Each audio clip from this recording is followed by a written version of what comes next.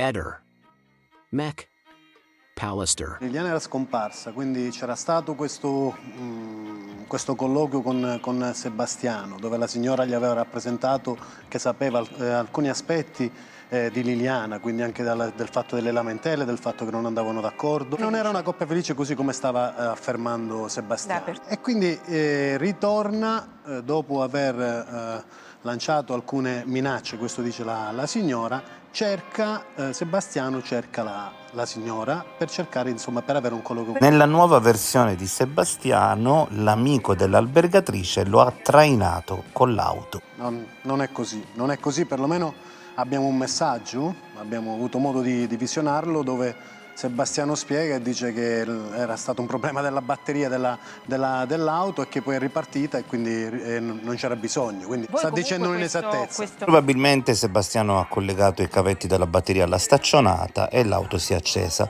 Il testimone amico dell'albergatrice è però stato sentito. L'abbiamo sentita, la collega ha avuto modo di parlarci. Ha confermato quello che ha detto la signora, che si è recato sul posto e che invece subito dopo Sebastiano è ripartito con la macchina. Quindi. La procura ha nome e cognome di questa persona, perché le indagini difensive della signora il giorno dopo che sono state acquisite sono state via PEC con formalità di legge mandate alla procura di Trieste con nome e cognome di questa persona. Adesso fanno parte dell'atto della nuova indagine. Silvia, quella che attraversa in piazzale Gioberti, è Liliana? No, a me non sembra Liliana, perché è una persona molto più alta, più snella, c'è un altro tipo di borsa, non è una borsetta, e i piedi, come alza i piedi, come cammina. Per me è un uomo, non è Liliana. Gabriella, tu hai sempre detto che non è Liliana quella in piazzale Gioberti, lo confermi? Assolutamente no. E proprio là non la riconosco e dico la verità, non la riconosco neanche nelle telecamere davanti alla caserma di via Damiano Chiesa. Della scuola di polizia, io il viso di Lilli non lo vedo, sono sincera. Io riconosco Lilli unicamente per il modo di camminare. In molti si sono chiesti come mai Gabriella non ha detto che il 14 camminava circa un minuto dietro Liliana. Ma perché io non lo sapevo che sono dietro a Lilli. E poi qualcuno dice che Liliana viene caricata in auto e svanisce per questo nel nulla. Ecco, una cosa sbagliata è tutto il vocabolo. Liliana non è caricata, Liliana sale.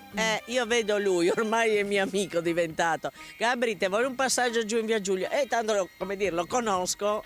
Però Lilli non è neanche con, fra virgolette, lui che lo conosce poco, che sa. Lilli sale unicamente con una persona conosciuta.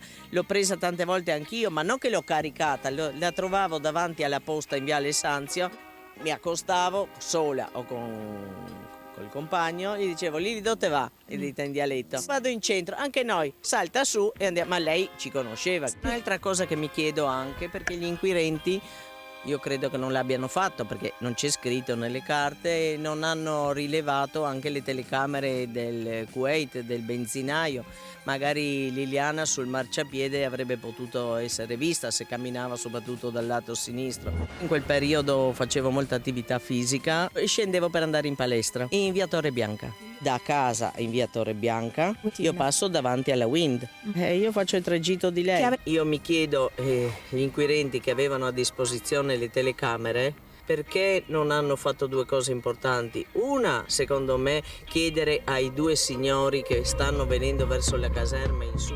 Questa domanda me la sono posta io in un video della settimana scorsa, vedo che Gabriella mi ha ascoltato. Ci sono queste due persone che lei saluta, che devono aver incrociato Liliana dalle parti della piscina. Molti continuano a fare confusione ritenendo che tu abbia visto i video delle telecamere di via Damiano Chiesa prima di tutti gli altri. Io prima non ho visionato. Io la settimana entrante dopo il 14 mi hanno chiamato per visionare 2 frame, insisto, non video. Prima del ritrovamento, naturalmente. Sì, assolutamente, prima anche di Natale.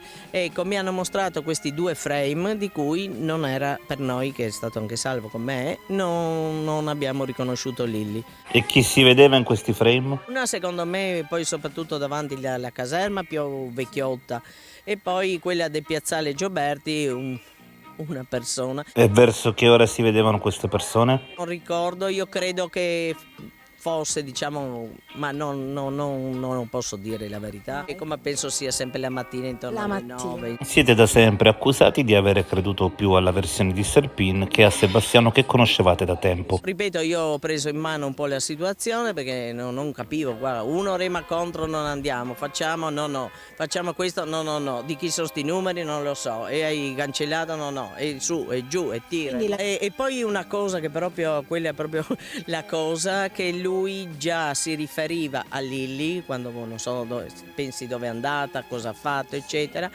come di una persona sconosciuta, estranea. Fino a Piazzale Gioberti ci sono delle telecamere e delle testimonianze più o meno credibili. Dopo c'è via San Cilino, ma lì Liliana sembra sparire nel nulla. C'è via San Cilino però, mentre da casa fino a Piazzale Gioberti Lilli viene ripresa lungo via Damiano Chiesa dalle telecamere, viene vista dalla fruttivendola in via San Cilino, Piazzale Gioberti l'autobus, poi quel tragitto che avrebbe dovuto condurre da Piazzale Gioberti al parco dove si suicida Lilli, che è quasi di 16-17 minuti, un chilometro abbondante, non viene ripresa da nessuna telecamera e da nessuna persona che la vede, eppure passa davanti a una chiesa, una tabaccheria, una panetteria, la caserma di via San Cilino 16 per arrivare al parco. La del caserma, Donatello sale, ha messo con le le ali, telecamere, ha messo le ali, Lilli è diventata vento, oppure qualcuno l'ha intercettata e l'ha messa in macchina, perché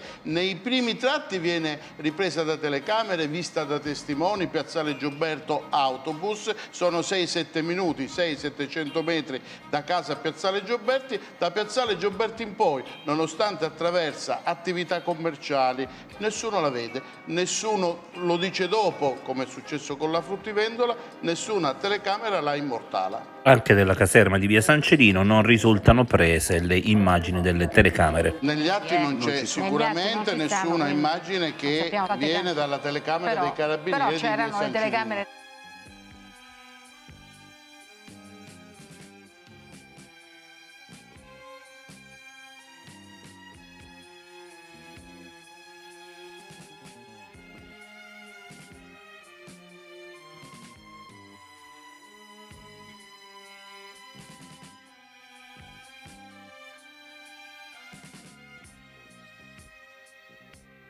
Ehi, non dimenticare di iscriverti a questo canale.